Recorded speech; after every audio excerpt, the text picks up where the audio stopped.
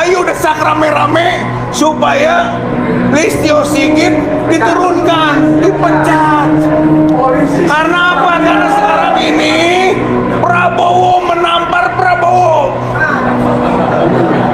Listio Sigit Prabowo menampar Prabowo Subianto. Kita sekarang harus menyelesaikan itu. Karena bahaya apa? Sebutan juga saya siap jadi petani, nggak mau jadi menteri kepolisian. Itu jangan-jangan mau jadi petani itu membentuk barisan tani Indonesia. PTI.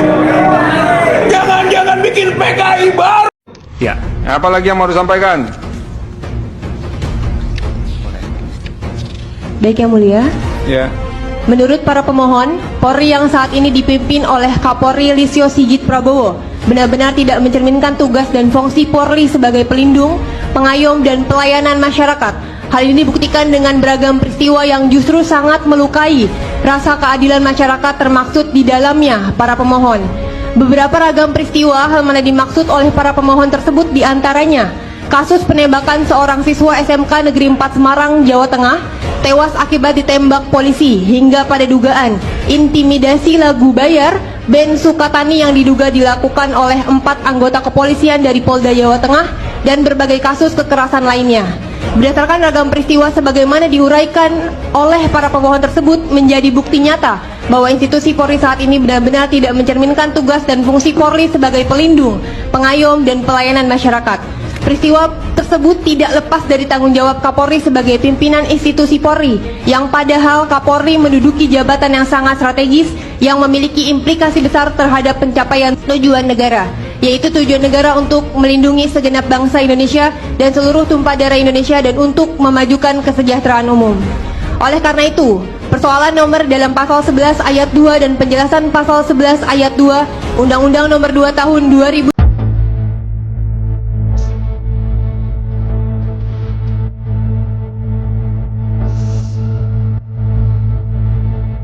Setelah menerima usulan untuk mengevaluasi dan mereformasi kepolisian, Presiden Prabowo Subianto dikabarkan akan mencopot Kepala Kepolisian Republik Indonesia, Jenderal Listio Sigit Prabowo.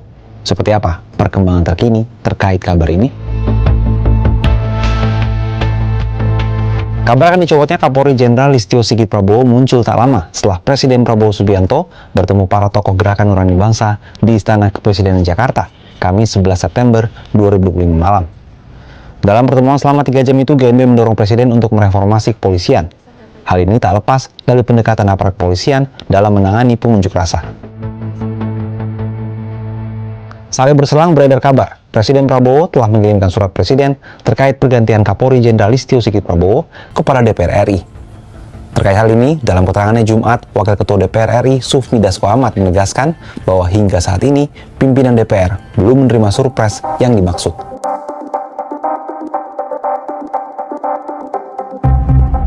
Diketahui isu mengenai pencopotan Jenderal Listio Sigit Prabowo sebagai Kapolri telah mencuat usai tragedi meninggalnya pengemudi ojek daring Afan Kurniawan. Pada 30 Agustus 2025, Kapolri juga telah buka suara soal desakan agar ia mundur dari jabatan tertinggi Polri. Seperti itu. Terkait dengan isu yang menyangkut dengan Kapolri, itu hak prerogatif Presiden. Kita prajurit, apa saja siap. Ya.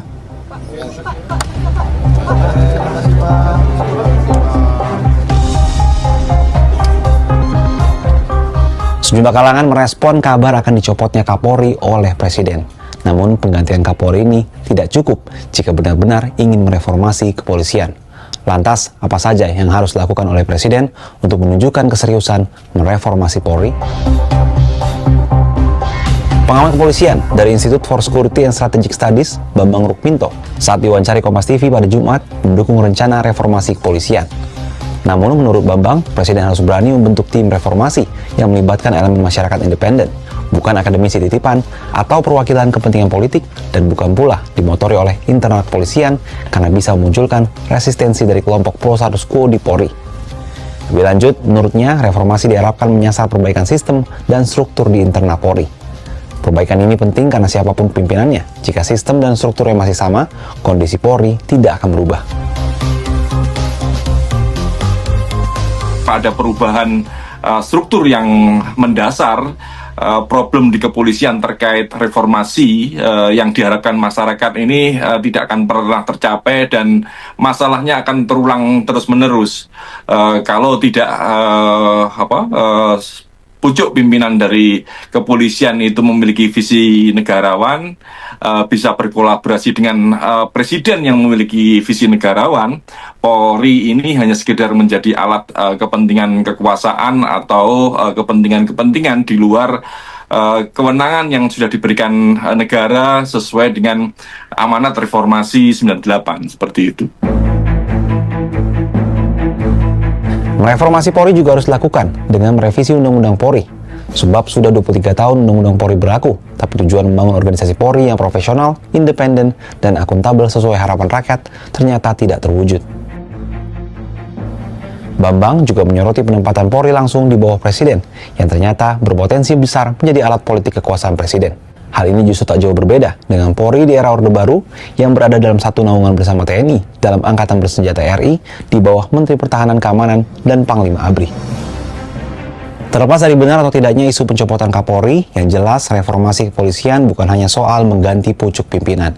Dibutuhkan keberanian Presiden untuk melibatkan tim independen dan merevisi sistem. Kalau menurut sahabat Kompas, apa langkah yang harus dilakukan Presiden jika benar-benar serius ingin mereformasi Polri?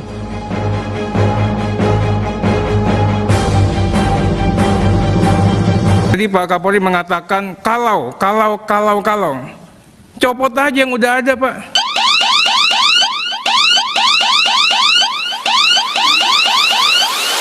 Saya sudah perintahkan kepada seluruh pimpinan wilayah, Kapolres, Kapolda, Direktur, bahkan pejabat Mabes, saya minta tidak ada lagi yang namanya judi, apakah itu judi online, apakah itu judi darat, yang masih nanti kemudian ada kegiatan.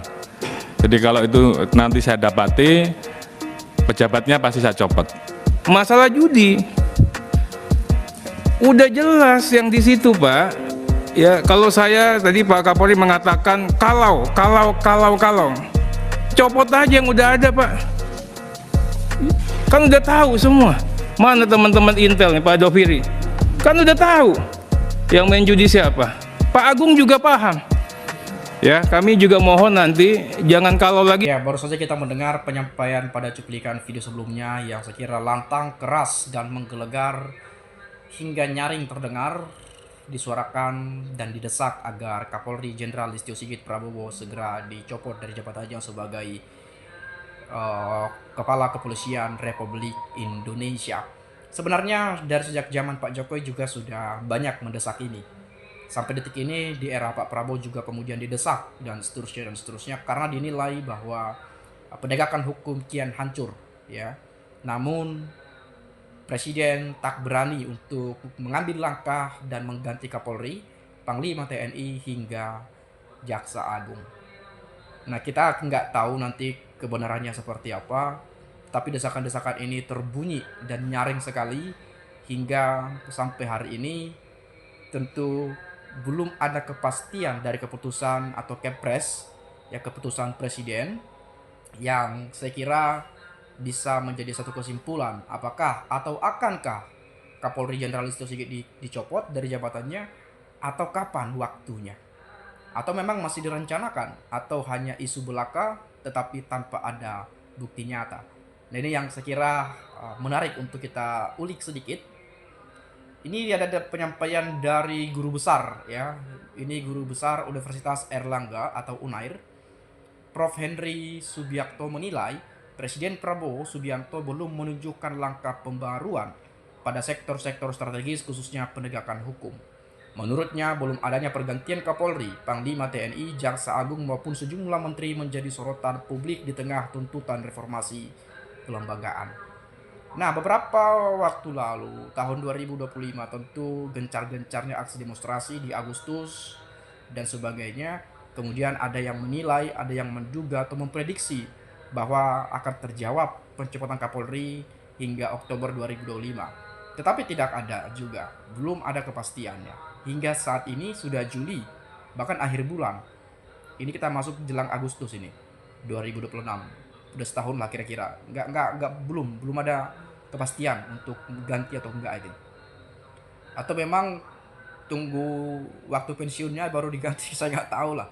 Atau tunggu Pak Prabowo selesai dari jabatannya sebagai presiden di 2029 lalu kemudian ada presiden baru dan ganti Kapolri, ya kita nggak tahu juga lah. Karena ini macam-macam desakannya ya. Tapi bagi saya memang Pak Listio Sigit Prabowo sebagai Kapolri sudah terlalu lama lah saya kira. Karena ini kekuasaan itu harus dibatasi gitu loh. Sedangkan presiden saja satu periode hanya 5 tahun, sedangkan Listio Sigit sebagai Kapolri sudah lebih dari 5 tahun itu. Ya kasihlah kesempatan kepada juniornya yang lain kan kira-kira begitu. Apalagi bagaimana kepercayaan publik terhadap institusi Polri di bawah kepemimpinan Listio Sigit Prabowo sebagai Kapolri ya cenderung menurun. Kan begitu ya. Tapi kita harus akui bahwa banyak polisi-polisi bobrok dan banyak juga polisi-polisi yang baik, yang profesional untuk melakukan tugasnya sebagai alat negara ya, yang ditugaskan untuk melindungi, mengayomi, bahkan juga melayani. Ya. Banyak, kita nggak bisa pungkiri lah. Nah ini ada quotes ya.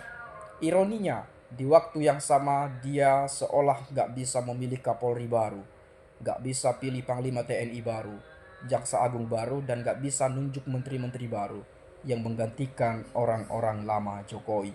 Ini ditulis oleh Prof. Henry yang dikutip dari akun X pribadinya Selasa 28 Juli 2026.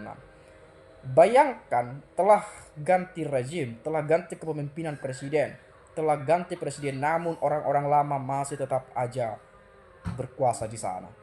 Ya, masih tetap orang-orang lama, seakan Prabowo tidak bisa memilih Kapolri baru, jaksa baru, Panglima TNI baru, dan sebagainya. Semua orang-orang Jokowi. Di kementerian pun kebanyakan di posisi-posisi strategis orang-orang Jokowi. Ya, orang lama Jokowi lah kira-kira begitu.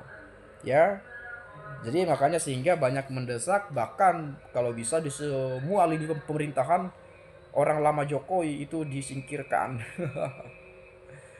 Nah, kemudian diungkapkannya, desakan agar dilakukan pembaruan pada institusi penegakan hukum maupun jajaran pemerintahan telah lama disampaikan berbagai kalangan. Tuntutan tersebut, sambung Prof. Henry, muncul karena publik menginginkan perbaikan tata kelola serta penegakan hukum yang dinilai lebih adil dan berintegritas. Ini dikutip lagi ya. Padahal pembaruan di sektor-sektor penting yang bermasalah tersebut begitu banyak disuarakan publik. Ya. Meski demikian, Henry menilai hingga kini belum terlihat perubahan yang signifikan pada sektor-sektor tersebut. Ia berpandangan kondisi itu memunculkan pertanyaan mengenai komitmen pemerintah dalam melakukan pembenahan terhadap lembaga-lembaga yang menjadi perhatian masyarakat. Ini adalah lagi dikutip. Namun persoalan ini tetap saja tidak ada pembaharuan atau perubahan yang baik, sambungnya. Prof. Henry kemudian mengaitkan minimnya pembaharuan di sektor strategis dengan berbagai kebijakan pemerintah yang justru membentuk program maupun lembaga baru. Ditambahkannya, langkah tersebut memunculkan pertanyaan, apakah energi pemerintah lebih banyak diarahkan untuk membangun institusi baru dibanding membenahi persoalan mendasar yang telah lama menjadi sorotan publik. Apa karena mampet di persoalan itu, lalu keinginan pembaruan justru disalurkan pada hal-hal baru yang sebenarnya tidak dibutuhkan? Aneh banget cara kerja dan pemikiran presiden kita satu ini. Menurut Prof. Henry, pemerintah semestinya lebih memprioritaskan pembaruan dan sektor penegakan hukum dan tata kelola pemerintahan agar kepercayaan publik terhadap institusi negara semakin menguat. Ia menilai pembenahan terhadap lembaga yang telah ada merupakan langkah yang lebih mendesak dibanding membentuk kebijakan dan institusi baru yang masih menuai perdebatan di tengah-tengah masyarakat. Ya artinya apa? Artinya ya dibenahi dulu, diperbaharui dulu lembaga-lembaga atau institusi-institusi yang selama ini dinilai bobrok, yang selama ini dinilai ya gimana gitu loh ya. Tetapi kalau kita melihat bahwa pemerintahan hari ini ada sibuk-sibuk untuk membuat lembaga-lembaga baru kan begitu ya. Tentu memang ini sangat penting ya, Kapolri, Panglima TNI, Jaksa Agung ya, dan sebagainya ini penting sekali karena bagaimanapun ini adalah garda terdepan ya penegakan hukum kita.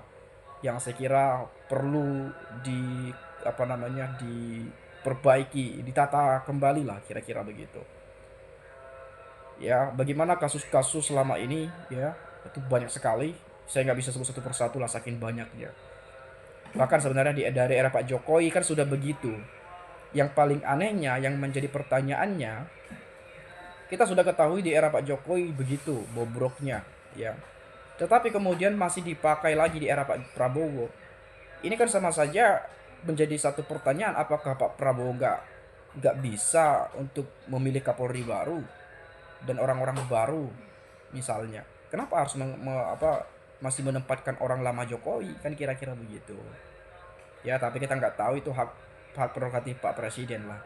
Cuman kita berharap adanya ya perbaikan lah, ya, nilai-nilai yang kemudian bisa menjadi kepercayaan publik terhadap institusi penegak hukum kita, biar ke depan kepercayaan itu bisa tetap semakin menguat dan bertumbuh. Saya kira itu saja. Kalau teman-teman ada pandangan atau pendapat yang lain juga boleh silakan disampaikan. Terima kasih, salam, dan sampai jumpa.